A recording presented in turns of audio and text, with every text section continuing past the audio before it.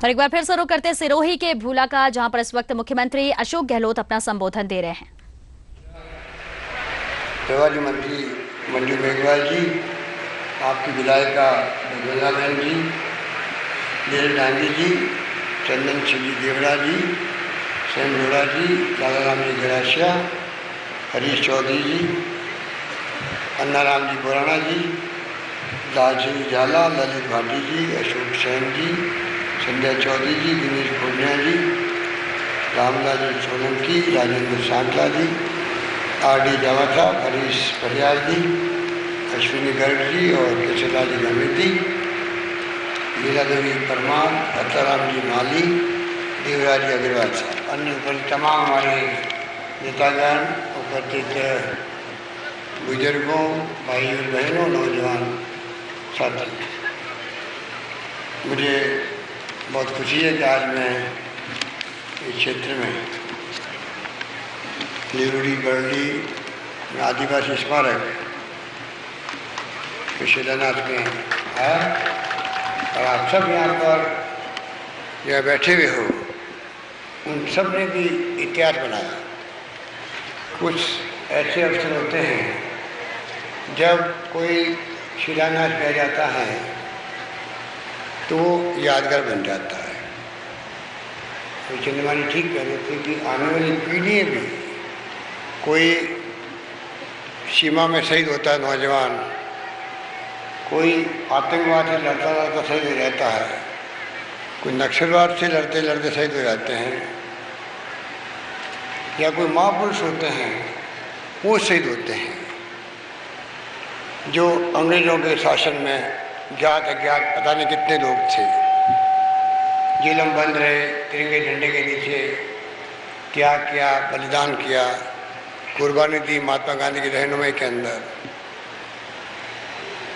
और जेलों में भी कोई 2 साल, कोई 4 साल, कोई 8 साल, कोई 12 साल तक रहे, तब जाकर के मुल्क आज़ाद हुआ था। ज्ञात अज्ञात में ये भी आते हैं कि आज हम यहाँ बैठे हुए हैं कि कितने लोग उस वक्त में शहीद हुए थे। मानगढ़ की पहाड़ियाँ की बात करें,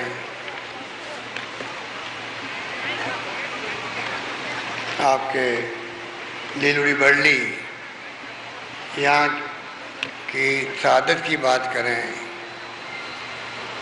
तो जिन लोगों ने अगुवाई करी उस वक्त आदिवासियों के साथ अन्याय होते थे, अत्याचार होते थे, गुलामी की जंजीरों से हम जकड़े हुए थे,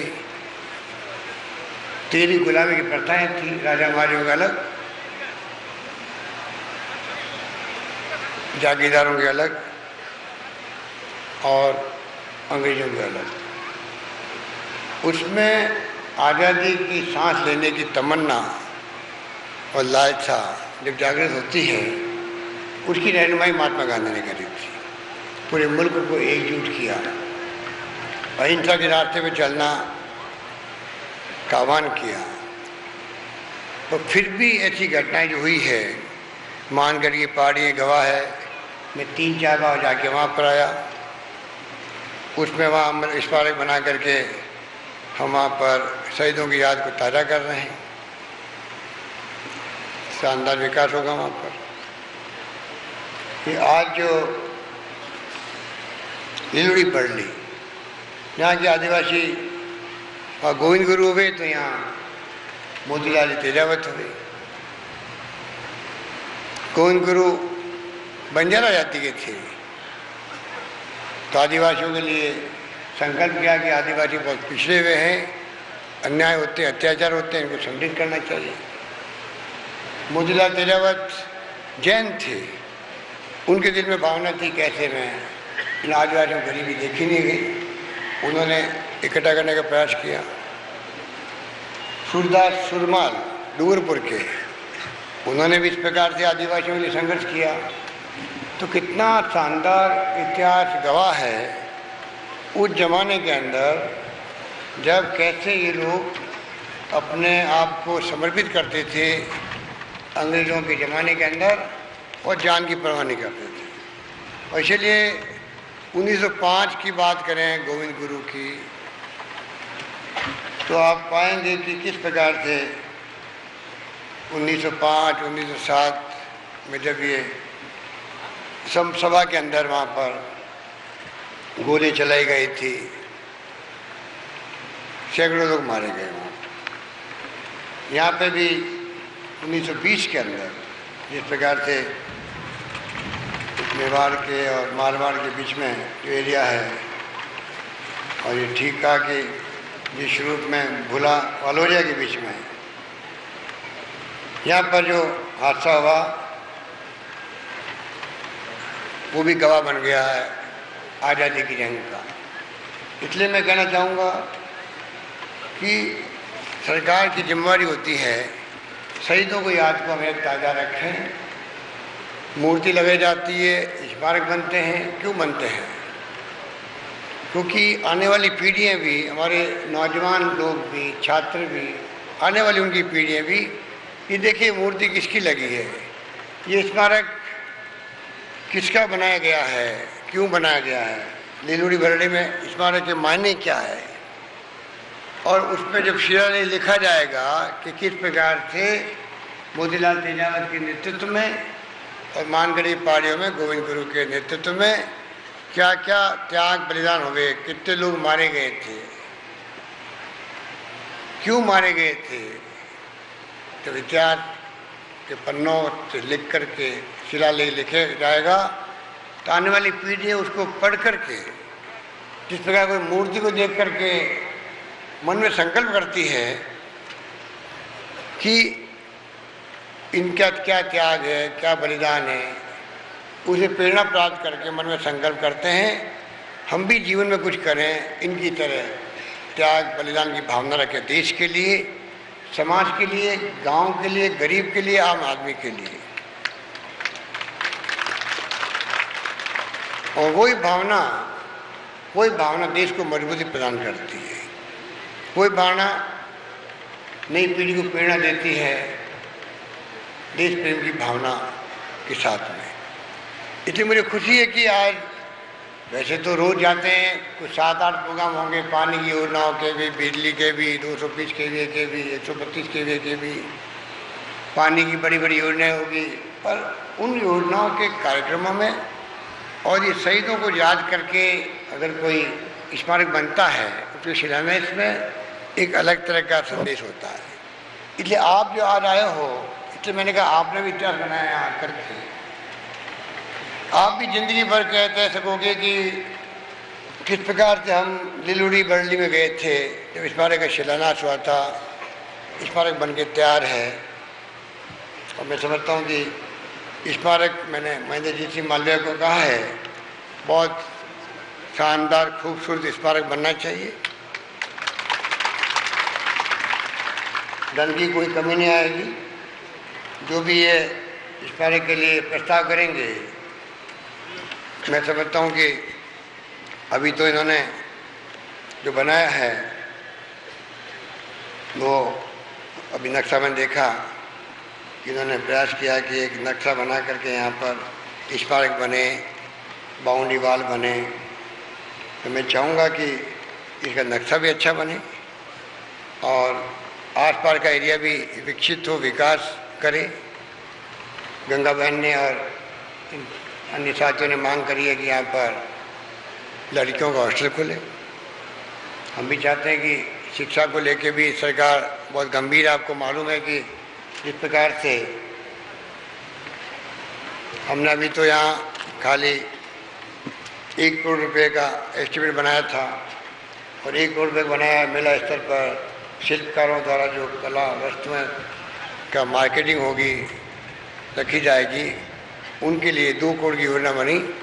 अगर 2 करोड़ की जगह ज़्यादा पैसा भी खर्च होगा तो सरकार आगे रहेगी, आपके संग खड़ी मिलेगी कि शानदार स्मारक बनकर तैयार हो जाए।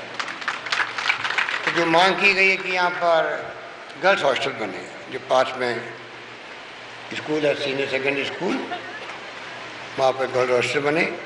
तो मैं घोषणा करता हूँ कि 100 गर्ल्स के लिए 2 करोड़ रुपए के व्यवस्था करते हैं कि शानदार हॉस्टल बने, क्योंकि शिक्षा के बगैर जीवन में अंधेरा है। जिसके घर में शिक्षा नहीं है, ये राजीव गांधी का सपना था 21st सेंचुरी में जाने का। आज कंप्यूटर आ गए, इंटरनेट की सेवाएं हो गई। चिट्ठियाँ पहले 7 दिन नहीं पहुंचती थी, पोस्ट कार्ड भी। अब तो 1 पेज की, 10 पेज की, 50 पेज की, 100 पेज की चिट्ठी भी मिनटों में पहुंच जाती है, जयपुर, बम्बई, लंदन, अमेरिका तक। ये जो क्रांति हुई है आपके, सब कुछ आज मीटिंग आप कर रहे हो और ये कैमरे लगे हुए सामने, ये चाहे तो आपकी मीटिंग में कौन कहाँ बैठा हुआ है वो दिखा सकता है दुनिया भर के अंदर, इंग्लैंड में, अमेरिका के अंदर, जापान, जर्मनी के अंदर, कि मीटिंग चल रही है। मीटिंग क्यों चल रही है? शहीद स्मारक के लिए चल रही है, लीलोड़ी बरली में चल रही है, कौन स्टेज पे बैठा हुआ है, कौन बोल रहा है, कौन कहाँ बैठा हुआ है। ये सैटेलाइट का जमाना भी है। इसलिए राजीव गांधी ने कहा था कि अगर आपको विकसित राष्ट्रों के मुकाबले खड़ा होना है तो आपको मुल्क को 21st सेंचुरी में ले जाने की तैयारी करनी चाहिए। और आज हम उस जमाने की तरफ आगे बढ़ रहे हैं। अब मैं आह्वान करना चाहूँगा, हालांकि हमने भी प्रयास किया है, अभी 8 ही बार के बच्चों को हमने 3.5 लाख बच्चों को एक साथ में 6-6 हज़ार रुपये चेक दिए हैं, 3.5 लाख बच्चों को पीसी टैबलेट खरीदने के लिए। अब हम जुलाई में दे रहे हैं पूरा लैपटॉप कंप्यूटर का रूप, 18,000 20,000 का होगा, जो भी होगा, 1,11,000 बच्चों को देंगे, 1,11,000 छात्रों को। क्यों देंगे? 2 बातें हैं। एक तो कंप्यूटर में वो दक्ष बने और वो आगे बढ़े, जिससे कि आज माहौल बदला हुआ है, नौकरियां मिलती 5 लाख से 25 लाख, 50 लाख, 1 करोड़ तक पैकेज मिलता प्रति वर्ष का। कोई किसी ने कल्पना की थी? उसी तरह पीसी टैबलेट छोटा रूप होगा सीखने का, 6,000 रुपये का। हमने कहा माँ बापों को कि पैसा और जगह खर्च नहीं करें, बच्चों को पीसी टैबलेट दिलाए। टीचर को हम कहलवा रहे हैं, उनकी जिम्मेदारी है कि अच्छा पीसी टैबलेट मिले, ऐसा नहीं कि फर्जी ले ले गए। नकली भी आते बाजार के अंदर, वो भी हम सावधान कर रहे हैं। इसलिए हमने कहा कि पीसी टैबलेट सीखने लगेंगे। 8 बार के बच्चे, एक स्कूल में 10 बच्चों को लिया गया है और 11वां वो होगा जो फर्स्ट पोजीशन आएगा अपने स्कूल में 8वीं में, उसको मिलेगा पूरा लैपटॉप जुलाई के अंदर। 8वीं के 36,000 बच्चे,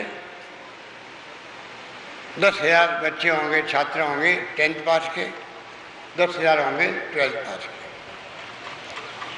इसलिए मैं ये कहना चाहूँगा आपको कि ये युग जो है बदल गया है। अब इसमें वही जाति, वही परिवार, वही समुदाय, समुदाय मतलब आदिवासी भी एक समुदाय है, एससी भी एक समुदाय है, ओबीसी भी एक समुदाय है, गरीब तबके के लोग किसी जाति के हों वो भी एक समुदाय मानता हूँ मैं उसको भी। टीएसपी के एरिया भी एक समुदाय है, और समुदाय हिंदू भी है, मुस्लिम भी है, सिख भी है, ईसाई भी है, फारसी भी है, जैन भी है, ये भी समुदाय है। इसलिए मैं हर मीटिंग में कहता हूँ कि समुदाय वो आगे बढ़ेगा, वो परिवार आगे बढ़ेगा जिस परिवार में कोई अनपढ़ नहीं रहेगा, शिक्षा पर जोर देगा, वो जाति आगे बढ़ेगी। इसलिए आपको मैं आह्वान करूँगा कि आप गोरिया भिवाड़ी में आया हूँ, कई बार कई इलाकों में गया हूँ, आदिवासियों में, सब जगह मैं कहता हूँ वहाँ पर शहरी आदिवासी रहते हैं, 12 के अंदर, किशनगढ़ साहबाद के अंदर, तो थोड़ी जाति अलग रहती है। तो मैं आपको आह्वान करूँगा कि अगर आपने तो नरेगा में मजदूरी भी कर ली होगी, दुख भी पाया होगा, मजदूरी भी की होगी और जगह पर, खेती भी छोटी मोटी कर रहे होंगे और दिन गुजार लिए होंगे, पर आने वाली पीढ़ी है और वर्तमान आपकी अगली पीढ़ी, ये क्यों नहीं अच्छे राजनेता बने, अच्छे अधिकारी बने, अच्छे कर्मचारी बने, अच्छे पदों पर जाए, अच्छी नौकरियां करें। और कंप्यूटर का ज़माना, इसलिए शिक्षा और कंप्यूटर पीछे नहीं रहे। सरकार ने राजीव गांधी के नाम से राजीव गांधी सेवा केंद्र बना दिए हर ग्राम पंचायत में, 10-10 लाख की बिल्डिंग बनाई है शानदार। RKCL के माध्यम से वहाँ कंप्यूटर भी सिखाए जाएंगे। कई जगह शुरू हो गया है, कई जगह अभी कनेक्टिविटी हुई नहीं है अभी इंटरनेट की, पूरी करवाएंगे हम लोग। नरेगा का पेमेंट, मूल निवास प्रमाण पत्र, मृत्यु जीवन प्रमाण पत्र, आपके खातेदारी की नकल, तहसीलदार के पास जाने की जरूरत नहीं, आप वही जाओ मशीन के पास खड़े होंगे, फॉर्म भर दिया, वही मशीन में गया, वापस साइन होकर आ गए तहसीलदार के। इतनी बड़ी क्रांति हो चुकी है। तैयारी हमारी ऐसी होनी चाहिए कि हम इसका लाभ उठाएं। बसों के टिकट हो, रेल के टिकट हो, शुरू जाने की जरूरत नहीं, उसी कंप्यूटर में गांव बैठे बैठे आप आरक्षण करवा दो।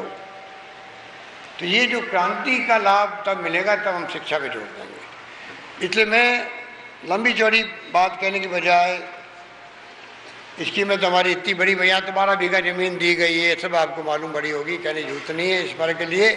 परंतु सबसे बड़ी बात यह है कि हम जो योजना बनती सरकार की, लोग कहते थे योजना बड़ी अच्छी बनी है, परंतु पहुंचेगी कैसे गांव तक, उसके लिए मैं कहना चाहूँगा अगर शिक्षा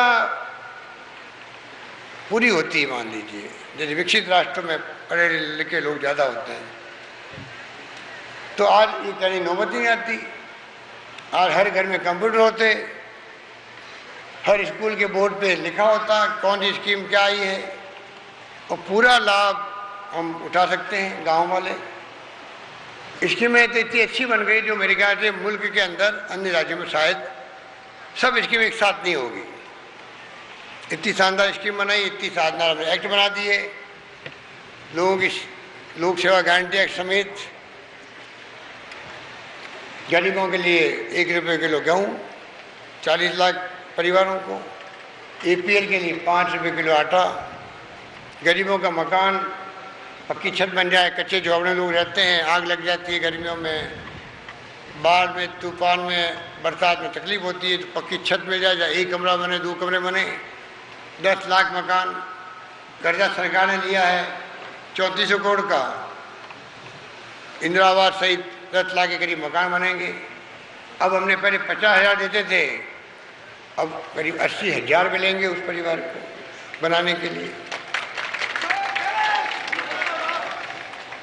और उसी ढंग से हम लोगों ने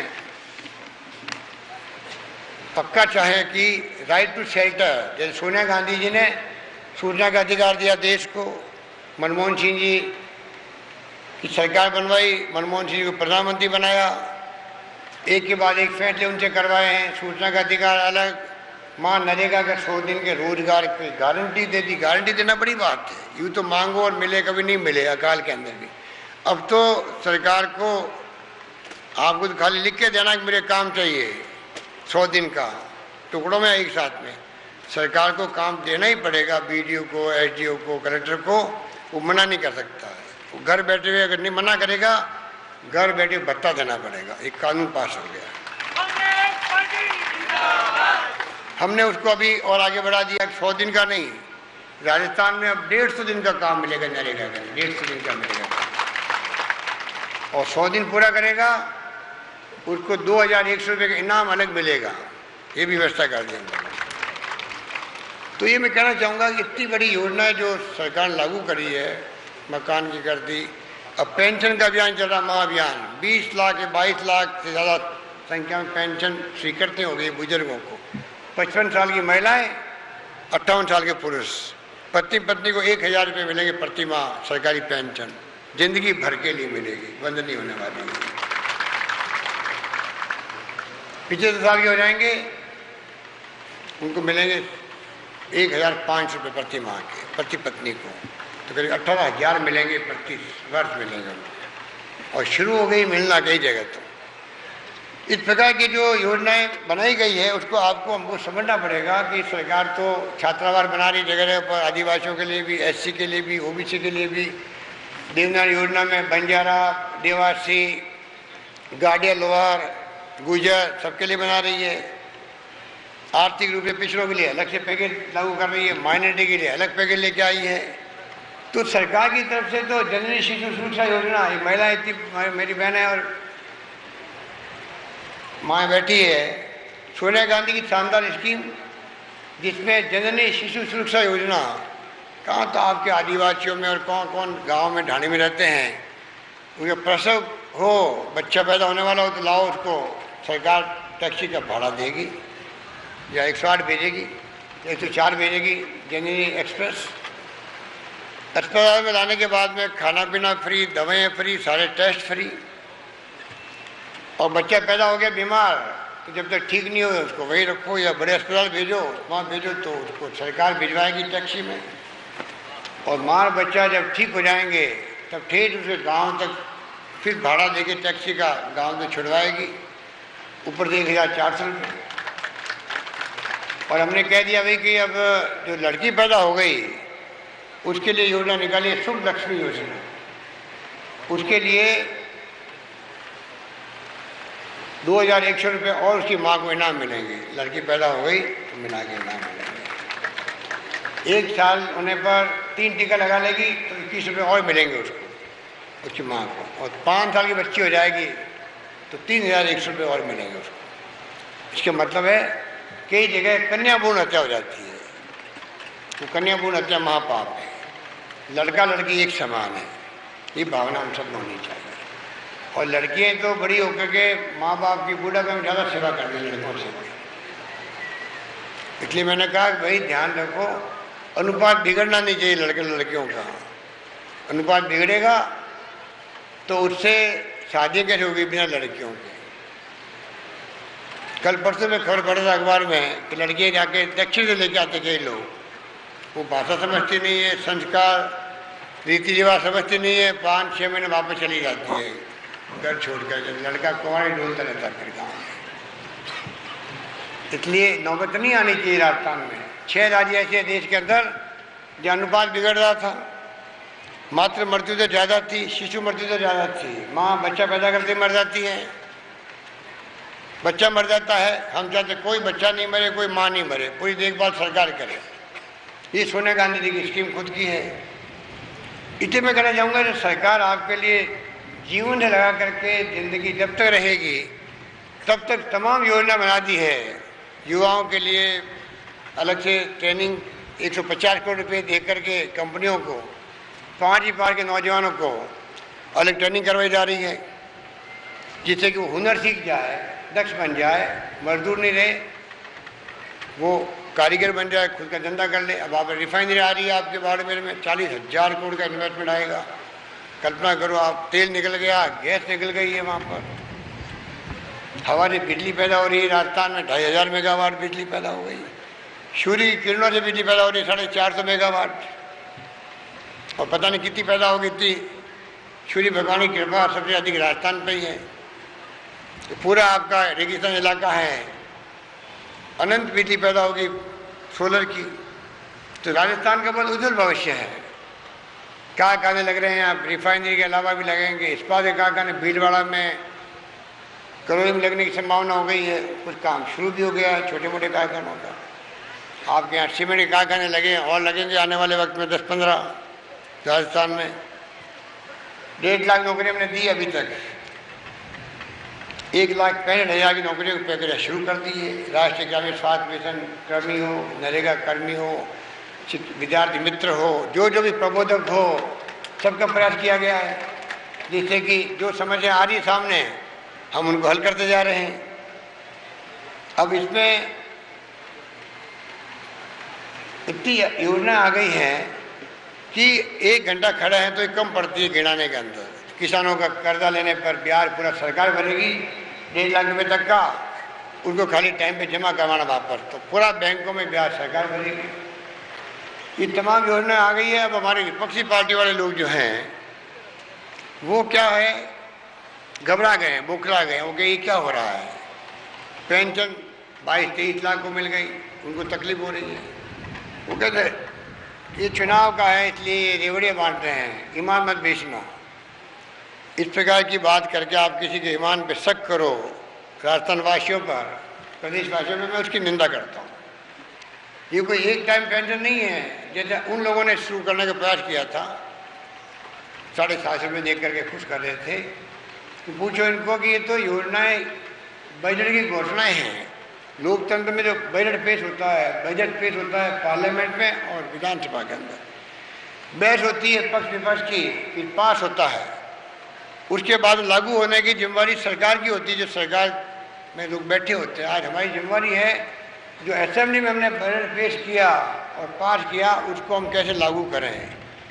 अगर लागू नहीं करते तो ना पेंशन मिलती, ना आटा मिलता, ना गेहूँ मिलता, ना आवास मिलता, ना ब्याज मुक्त योजना आती, ना पशुओं की दवा फ्री होती, ना जननी शिशु सुरक्षा योजना तो केंद्र की है, पर जो योजना हमारी खुद की है उनको लागू नहीं कर सकते हम लोग।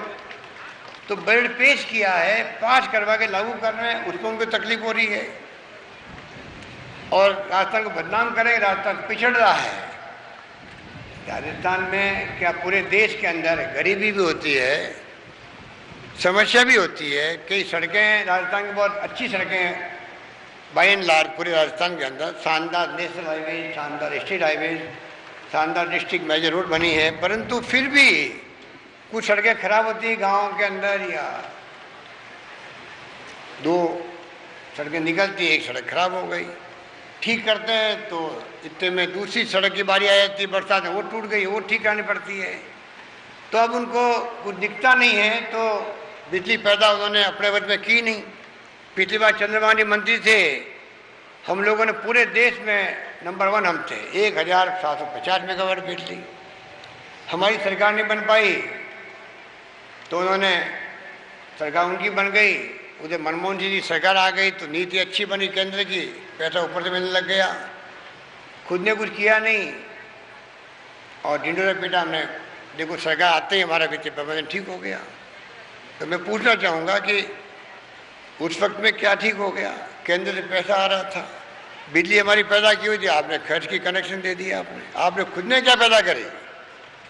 अब फिर ये बात हो रही है 4,500 मेगावाट बिजली हमने पैदा कर रही है, 4,500 मेगावाट बिजली पैदा कर रही है और इनको शर्म ही नहीं आती कहते हुए हम सरकार में आएंगे 24 घंटे बिजली देंगे। अरे तुम क्या दोगे? ये तो हमारी तैयारी खुद की है, 4,500 तो पैदा हो चुकी है। अगले एक महीना 1.5 महीने में तो 2 पावर प्लांट जो पूरे कंट्री के आधुनिक पावर प्लांट होंगे, सुपर क्रिटिकल 660x2 660x2 का मतलब 1320 मेगावाट की एक इकाई होगी, एक सूरतगढ़ में एक छपड़ा में। वो सरकार लगा रही है, काम शुरू कर रही है। इसलिए मैं कहना चाहूँगा कि जुमले बोल रहे हैं ये तमाम लोगों को भरमा रहे हैं, भ्रमित कर रहे हैं। आप ध्यान रखना इन बातों का। और अब उनकी पोल खुल चुकी है। पिछली बार परिवर्तन यात्रा निकालते रहे और हम आपकी सेवा में लगे रहे। हम तो गांव-गांव घूम रहे थे, कोई आदमी मजदूरी टाइम पे मिले, पूरी मजदूरी मिले, काम के बदले अनाज मिले, घर घर में गेहूँ भर दिया। उस वक्त में घर के कुंड बनाओ, कमरा बनाओ, कुछ भी करो, विकास होना चाहिए। और ये लोग आज परिवर्तन यात्रा वाले कहते थे कि राजस्थान का मुख्यमंत्री तो दिल्ली में जाके भीख मांग रहा, गेहूँ की भीख मांगता फिर रहा सड़कों पर। तो मैंने कहा मुझे गर्व होगा अगर मैं राजस्थान के आम जनता के घरों में गेहूँ पहुँचा दूँ, उसके लिए भीख मांगनी पड़े केंद्र से।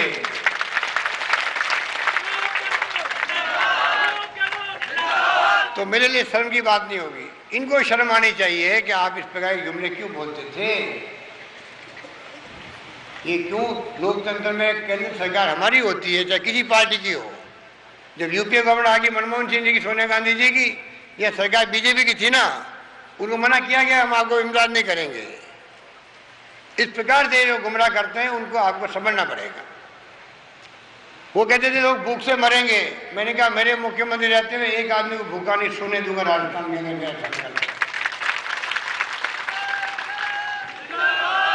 हर गांव में हमने हर गांव में गेहूं की बोरियां रखवा दी। उस वक्त हम लोगों ने एक एक सरकारी कर्मचारी लगा दिया। ध्यान रखो कोई संकोच में गेहूं नहीं मांगे, घर में तकलीफ हो गेहूं पहुंचा दो। घर बैठे लोगों को हमने पेंशन दी, उस वक्त में भी गेहूं दिया अलग से।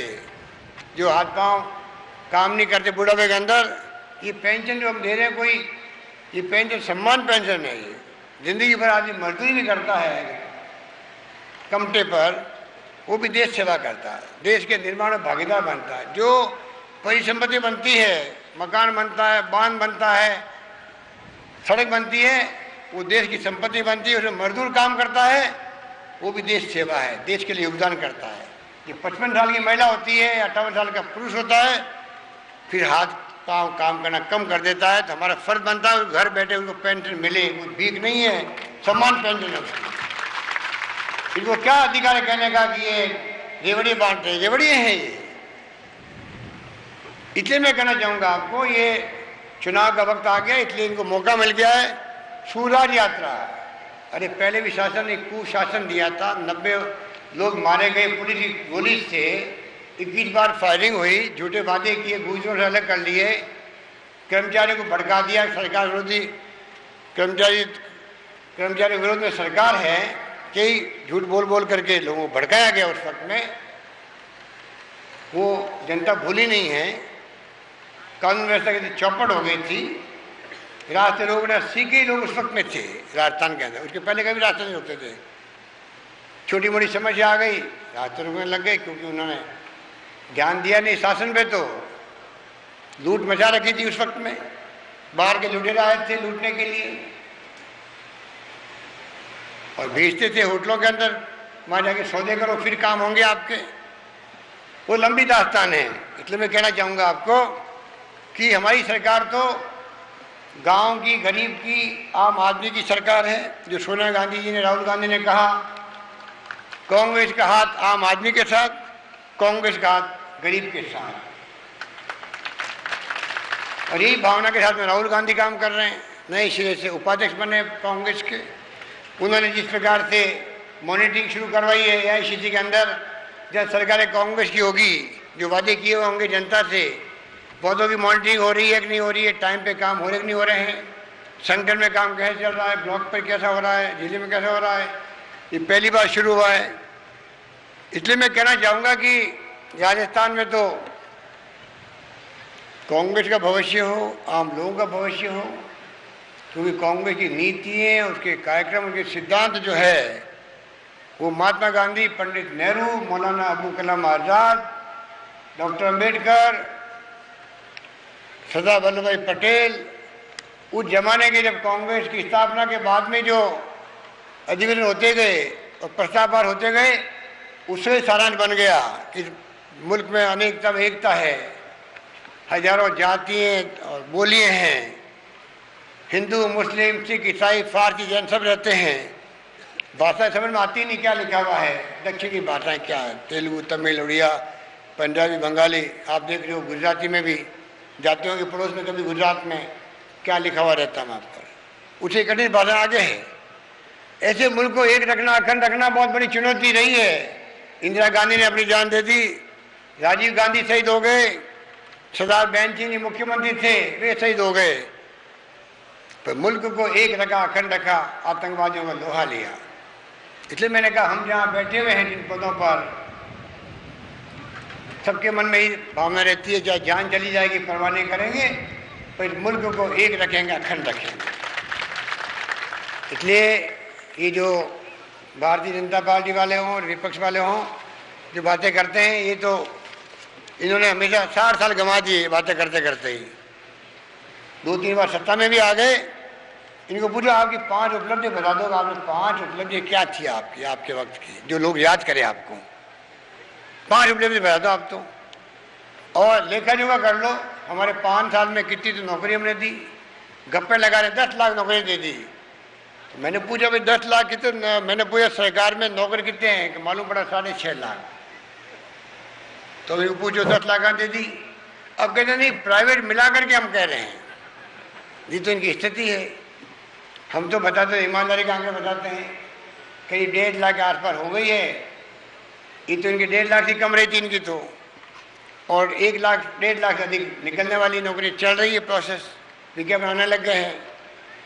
इसलिए मैं कहना चाहूँगा कि ये जो जिस प्रकार से कई बातें करेंगे और झूठे वादे करेंगे, भड़काएंगे, रास्ता पिछड़ गया है, समझा रहे लोगों को।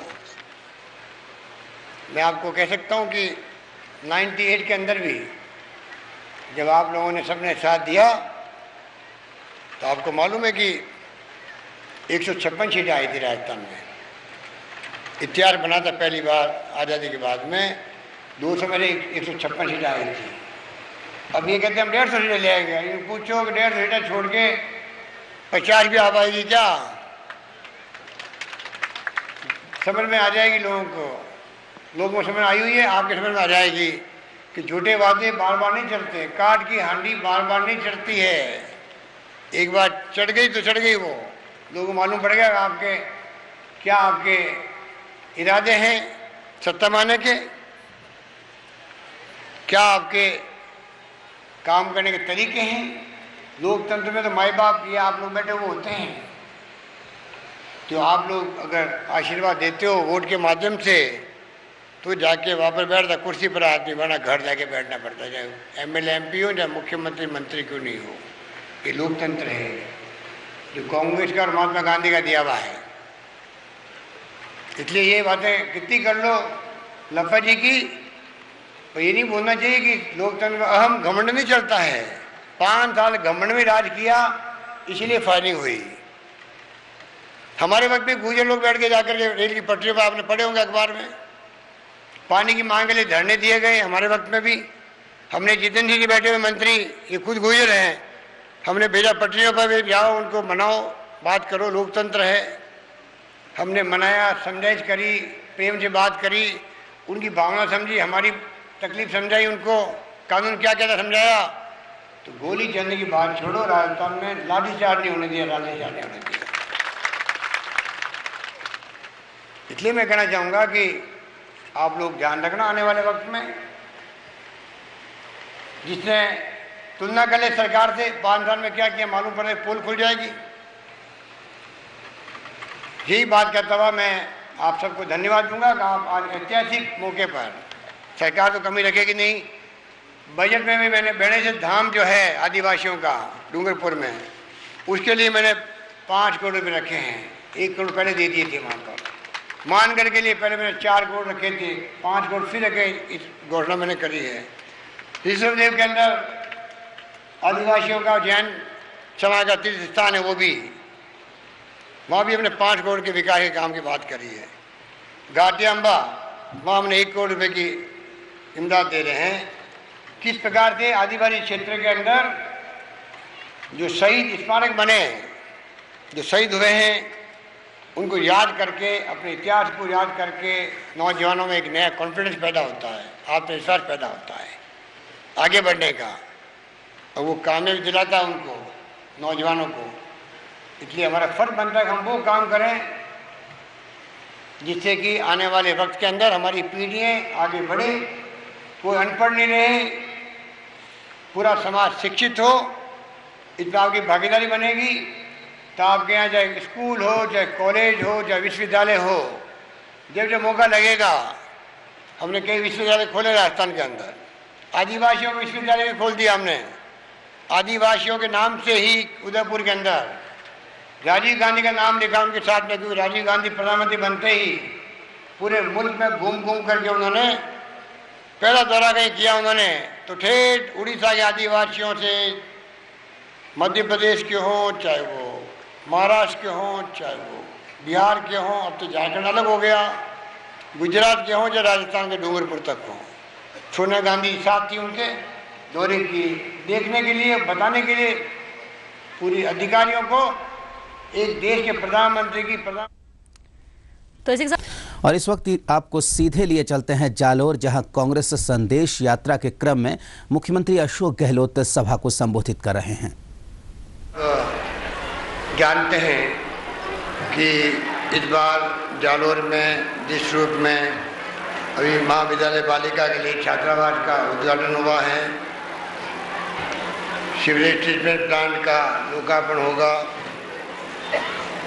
और तो और जालोर शहर की जो पेयजल की योजना है उसका शिलान्यास किया जाएगा, ट्रॉमा सेंटर का उद्घाटन होगा और शारदीय बालिका छात्रावास का उद्घाटन होगा। इस प्रकार से 5 प्रोग्राम एक साथ में जालोर में होने जा रहे हैं। उसके लिए मैं आपको बधाई देना चाहूँगा और जालोर वासियों को कहना चाहूँगा कि आपके जनप्रतिनिधि, आपके एमएलए साहब आपके अन्य साथी, ये हमेशा जब कभी मिलते हैं कैसे जालौर जिले का विकास हो, चौमुखी विकास हो। पानी का संकट सदियों से रहा है जालौर के अंदर, पीने के पानी का संकट। नर्मदा की योजना हम लोगों ने बनाई है और मैं आपको विश्वास दिलाना चाहूँगा कि हमारी जो योजना है उसके अनुसार काम होगा। यहाँ किसानों की ज़मीन अधिग्रहण की गई, उनकी मांग थी ज़्यादा पैसे देने की, सरकार ने उसको भी पूरा किया, क्योंकि पीने के पानी की योजना का अपना एक महत्व है पेयजल का। और जो पानी खारा है या नाइट्रेट वाला है, दूषित पानी है, हम चाहते हैं कि स्वच्छ जल मिले। ये सोच करके नर्मदा का पानी कहे जालौर में पहुँचे, ये प्रयास हमारा जारी है। और मुझे उम्मीद है कि 281 गाँवों को नर्मदा शहर से और जालौर शहर को 323 करोड़ की योजना ये प्रारंभ की गई है, योजनाबद्ध तरीके से उनको पूरा करेंगे। और 146 में से 145 किलोमीटर की लाइनें बिछ चुकी हैं। इस प्रकार से योजनाबद्ध तरीके से ही काम आगे बढ़ रहा है। मुझे खुशी है कि यहाँ पर ट्रॉमा सेंटर का शिलान्यास होगा, उद्घाटन होगा। उसके अंदर भी उसका अपना एक अलग महत्व है। आप जानते हैं कि शिक्षा का क्षेत्र हो, जिसके लिए आपको बताया गया किस प्रकार से अभी हॉस्टल का उद्घाटन हुआ। और सरकार की नीति है कि कैसे हम राजस्थान को पूरा शिक्षित करें, क्योंकि ज़माना कंप्यूटर का आ गया है, इंटरनेट का है, मोबाइल फ़ोन हर हाथ के अंदर है। हमारी कई महिलाएं भी वही मोबाइल फ़ोन रखती है अपने पास में, खेत में काम करती करती अपने पति को फ़ोन करेगी, अभी मैं 2 घंटे और देरी से आऊँगी। ये जब समय बदल गया है, जो राजीव गांधी का सपना था कि हम देश को ले आएंगे 21वीं सदी में, जिससे कि दुनिया के विकसित राष्ट्र जहाँ गरीबी नहीं होती है, उस ढंग से भुखमरी नहीं होती है, उस ढंग से हमारा मुल्क भी कैसे प्रगति करे, उसी राह पे चलते चलते राजस्थान सरकार ने भी शिक्षा को भी तवज्जो दी है। हॉस्टल्स जगह जगह 700-800 हॉस्टल्स है राजस्थान के अंदर। गर्ल्स के हॉस्टल अलग हैं, माइनॉरिटी के गर्ल्स के अलग हॉस्टल बनाए जा रहे हैं। संभागीय मुख्यालय पर और तो और जो 725 रुपये देते थे प्रति छात्र हॉस्टल में खर्च करने के लिए, वो बढ़ा के पहले मैंने 1250 रुपये किए, इस बार मैंने 1750 रुपये कर दिए हैं। तो सरकार की तरफ से कोई कमी नहीं रखी जा रही है। छात्रों को लैपटॉप दिए जा रहे हैं, जिससे कि कंप्यूटर में वो एक्सपर्ट बन जाए। अभी 3.5 लाख चेक एक साथ बांटे गए। आज ही 5 छात्रों को वो पीसी टैबलेट खरीदेंगे और कंप्यूटर सीख जाएंगे तो बड़े होकर के बड़े अधिकारी बनेंगे। मुख्यमंत्री मारवाड़ के जोधपुर संभाग के दौरे पर हैं, सीधे रुक करते हैं जालौर का, वहां वो एक कार्यक्रम को संबोधित कर रहे हैं। इस रूप में हम सब मिलकर के राजस्थान का विकास चौमुखी कैसे हो, ये हमारा सबका फर्ज है। वो सरकार बखूबी निभा रही है। दुख इस बात का होता है, इतने अच्छे काम करने के बावजूद भी विपक्षी पार्टियों वालों ने कोई भ्रम हो गया। परिवर्तन यात्रा निकाली थी पहले उन्होंने, पिछली बार अकाल पड़े थे 3-4 लगातार, हम तो आपकी सेवा करने में लगे रहे। गाय नहीं मरनी चाहिए, चारे का प्रबंधन करो, पीने के पानी मनुष्यों का भी और जानवरों का भी करो। घर घर में गेहूँ पहुँचे, बोरियाँ, काम के बदले अनाज, इस काम में लगे रहे कोई। और ये लोग कहते रहे कि मुख्यमंत्री राजस्थान का तो दिल्ली में भीख मांग रहा है गेहूँ की कटोरे लेकर के। ये आज जो स्वराज यात्रा निकाल रहे हैं वो स्वराज यात्रा नहीं है। उस वक्त भी झूठे वादे करके गुजरों से, किसानों से, कर्मचारियों को भड़काया झूठा और राज में आ गए। और राज में आने के बाद में जो कुशासन दिया वो इतिहास में लिखा हुआ है। 21 बार गोली चली है, पुलिस की गोली 21 बार। 90 लोग मारे गए थे, 70 गुजर मारे गए थे। इस बार भी गुजर बैठे थे पटरियों पर, धरने दिए थे, प्रदर्शन किए थे। किसान बैठे थे, भूख हड़ताल करी थी हमने प्यार मोहब्बत से बुलाया, उनको बातचीत करी।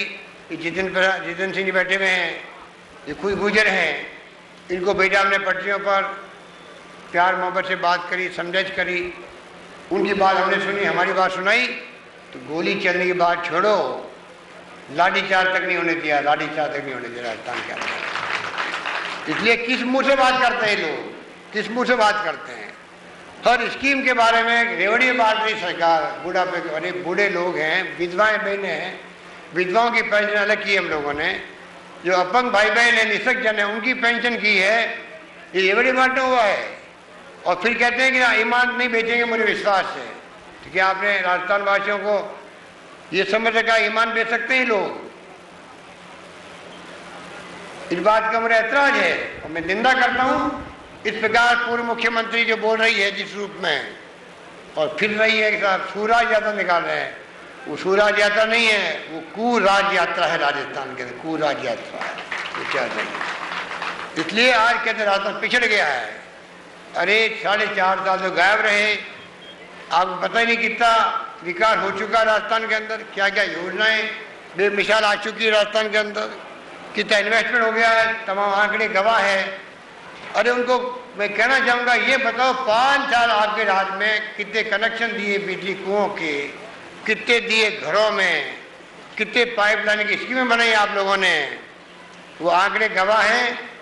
पोल खुल जाएगी कि 5 साल में क्या किया, हमारी गवर्नमेंट ने क्या किया है, रात दिन का फर्क है। इसलिए मैं कहना चाहूँगा, हमारे 4.5 साल ही हुए अभी, तो 4.5 साल भी मिसाल शानदार। तो सोशल सिक्योरिटी जिसको कहते हैं सामाजिक सुरक्षा योजनाएं एक के बाद एक आई है, इंफ्रास्ट्रक्चर मजबूत हुआ है और 4.5 साल का हिसाब हमने दिया अभी आपको, IIT का, IIM का, IIIT का, सेंट्रल यूनिवर्सिटी